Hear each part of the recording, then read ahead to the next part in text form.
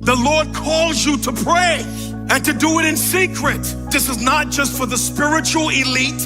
This is for everyone who calls themselves a follower of God, and to come find him in that private place. Probably the greatest reward you will have from prayer is not anything you can touch. Lord, help us. Probably the greatest reward you will ever have in prayer is intimacy with Christ. And I'm telling you, the Lord does his best work in your life in that secret place when you're just sitting in his presence in prayer.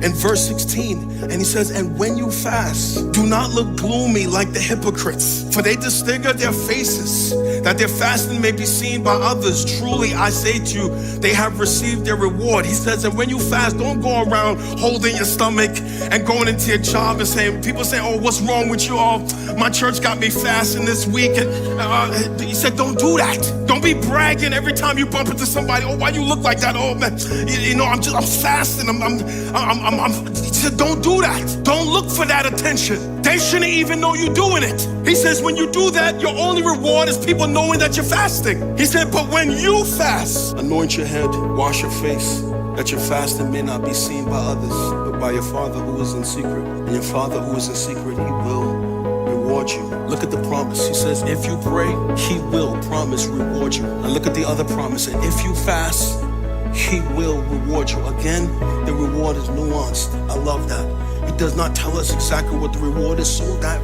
our minds does not limit what God can do as we fast. And if there's ever a good time for us to pray and fast, it's now at the beginning of the year, before we start making decisions, before we get married, before we start businesses, before we shake hands with shady people, before we start things that God did not tell us to start, before we give birth to Ishmaels, before we start doing all these things this year that you put on your vision board. Some of you got a whole vision board of everything you want to do that you didn't even run by God. I already know, because we're in America. I already know it's probably 80% of you right now got a whole vision board of everything, all of your goals and everything you want to do that you never even prayed about. You got things on there that's outside of his will. And so when it doesn't come to pass, you'll be hurt at the end of the year. Maybe you rewrite your vision board after 7 days from now. I'm not talking about these little whack American fasts where you say, I'm going to stop watching TV for a week.